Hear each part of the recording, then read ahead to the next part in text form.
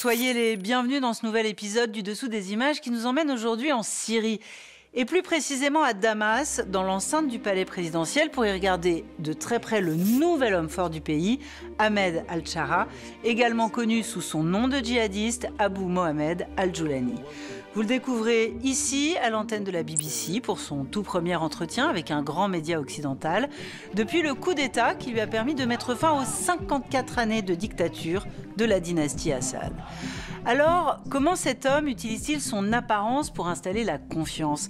Et comment est-il passé de l'image d'un chef terroriste redouté à celle d'un chef d'État fréquentable? Deux hommes se promènent en discutant sur un tapis rouge dans un long couloir de marbre blanc. C'est avec cette mise en scène très décontractée que débute notre vidéo.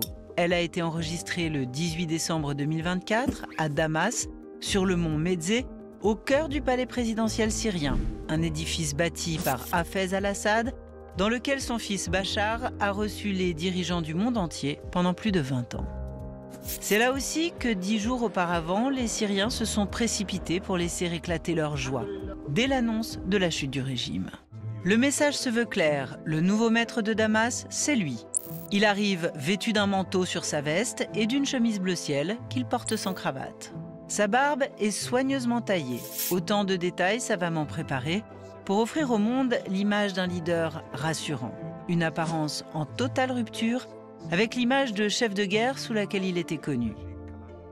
À droite, pull noir à col roulé, Jeremy Bowen, journaliste depuis plus de 40 ans à la BBC, la télévision publique britannique. L'émetteur de son micro et son oreillette annonce l'imminence de l'interview. Ce plan séquence dure 11 secondes sur les 3 minutes 28 secondes de notre vidéo. Ils permettent à l'intervieweur de confier les détails de cet entretien exclusif en voix off. The de facto leader of Syria, Ahmed al-Shara, chose to do the interview in the presidential palace. L'installation technique est minimaliste.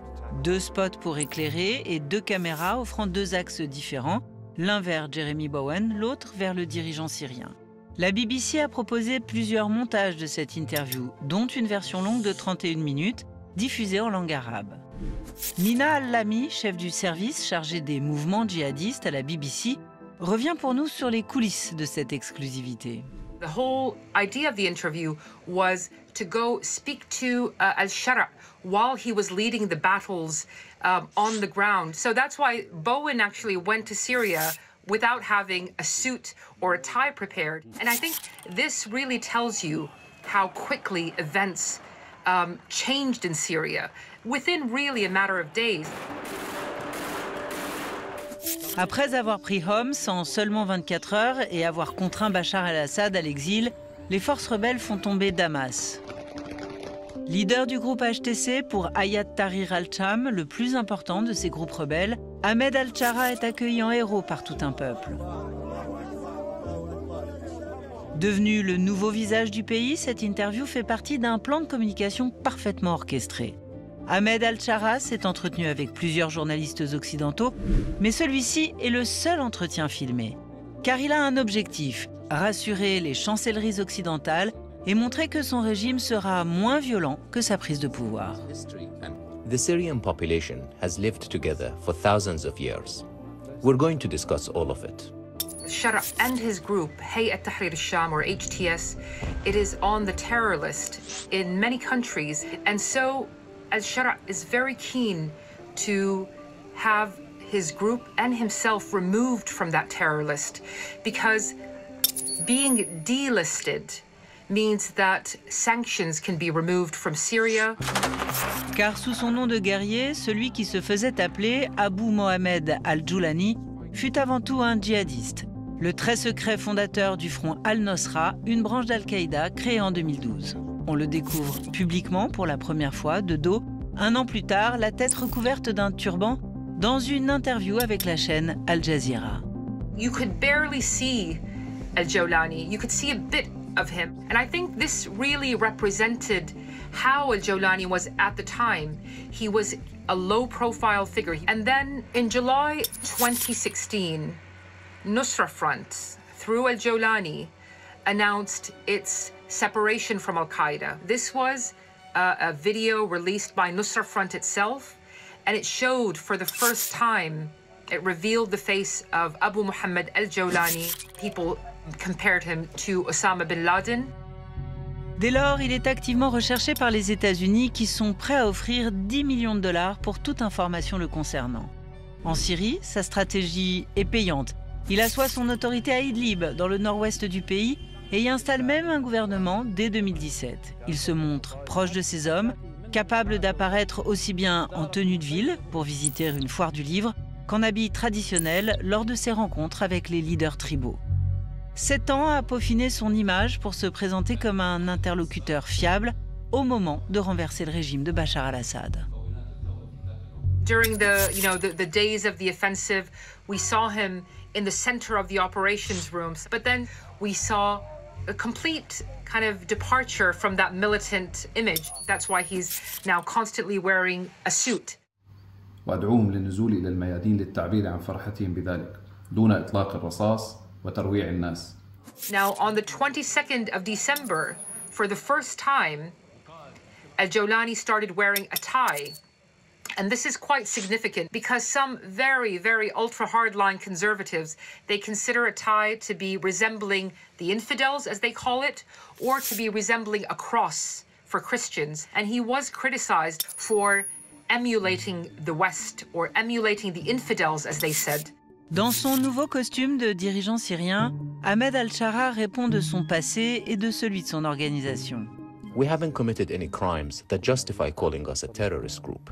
In the last 14 years, we haven't targeted any civilians or civilian areas. Vue plus de 5 millions de fois, reprise et découpée par les différents organes de la BBC sur X, l'interview a largement été commentée. Les internautes, notamment arabophones, semblent ravis des réponses apportées par Ahmed al-Shara. Une approche fructueuse également au niveau diplomatique. Certaines sanctions économiques qui ciblaient le pays depuis 2011 ont déjà été levées et Washington, comme Londres, envisagerait de retirer le groupe HTC des organisations terroristes. Un geste a néanmoins ravivé les réserves autour du nouveau maître de Damas, son refus, en janvier 2025, vous le voyez, de serrer la main de la ministre allemande des Affaires étrangères. Simple usage religieux ou mauvais présage, il n'en demeure pas moins qu'Ahmed al-Shara n'est pas le premier à adoucir ses propos et son apparence physique pour offrir une image de dirigeant rassurant. Quand j'ai vu ces images sur la télévision, ça m'a fait penser à des vieilles photos de Fidel Castro accueillant Jean-Paul II à Cuba. Où là, il n'avait plus son cigare et son uniforme kaki et sa casquette de révolutionnaire, mais il est habillé avec un costume sombre, une chemise blanche et une cravate. Il s'est normalisé pour montrer que son pays était ouvert.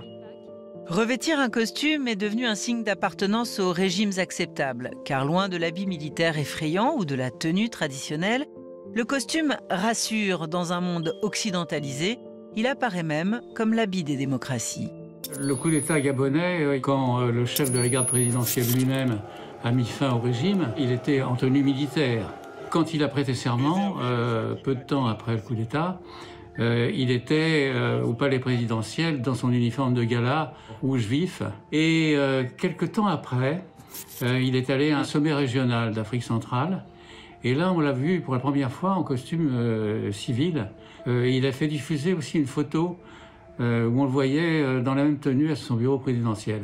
Et ça voulait dire très clairement qu'il voulait garantir la sincérité de sa volonté de transition vers la démocratie. Certains putschistes l'ont bien compris et s'affranchissent au contraire de ce costume chargé de symboles.